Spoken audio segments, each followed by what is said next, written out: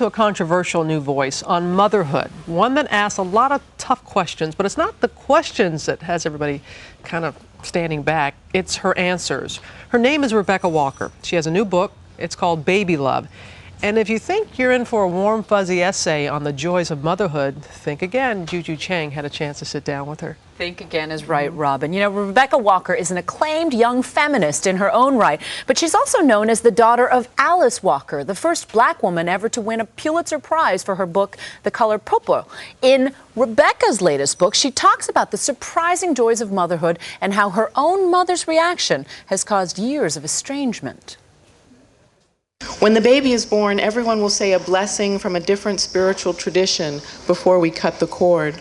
Rebecca Walker is a biracial, bisexual, staunchly feminist author who has a surprisingly old-fashioned message for young women. I think they should begin thinking about finding suitable partners much earlier than they are doing right now. They should think strategically about how that's going to happen, when that's going to happen, in the same way that they think about planning their careers.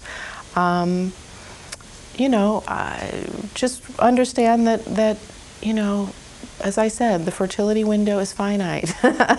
Do you think the feminist message is that it's career or children, either or, mutually exclusive?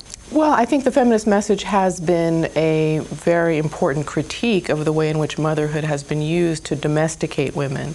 But I think as feminism has evolved, obviously there's room for both work and children, but we haven't really emphasized children as much as we've emphasized work. So embracing motherhood isn't a betrayal of feminism? I think that if anything, it can extend our focus on different socio-political issues like maternity leave, like health care. Motherhood brings you more into an awareness that things need to change, you know, so that we can have a better life for our children, if nothing else.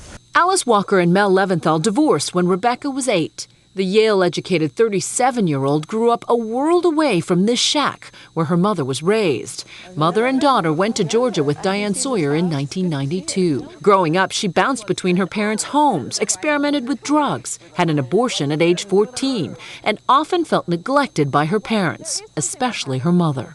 You sort of talk about your mother's shortfalls as a mother. How does that shape the way that you parent? I am a very, very protective mother. I'm making a very serious effort to make sure that my family life is peaceful and stable and that my relationship can endure, you know, for decades. I think one of the most difficult things for me growing up was the divorce. The divorce and her unhappy childhood were points of conflict between mother and daughter for years. They had a final bitter falling out when Alice responded coldly to news of her daughter's pregnancy. She said, "I've been your mother for 30 years. I'm no longer interested in the job." That was an email. How did you deal with that? Well, I was very wounded for a few days. I mean, you know, like, couldn't get out of bed wounded, you know.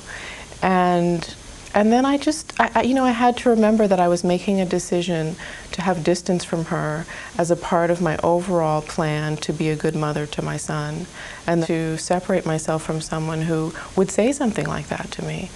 But giving birth also led her to some controversial conclusions about the different types of motherhood. I felt after having my own son, my own biological son, that my feelings for him were so intense that I would be willing to die. And I couldn't quite say that as definitively for my stepson that I had been raising for 6 years.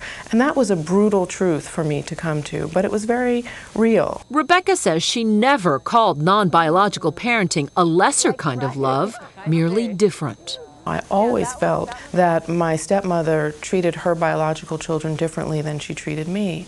And she always would say, "I love you the same," and yet I would actually feel the difference. And a lot of people think that grandchildren heal all wounds. Is that something that you can envision in the future? Sure. I mean, I think that, you know, I'm always open to reconciliation with my mother. I just feel very strongly that our relationship would have to be healthy.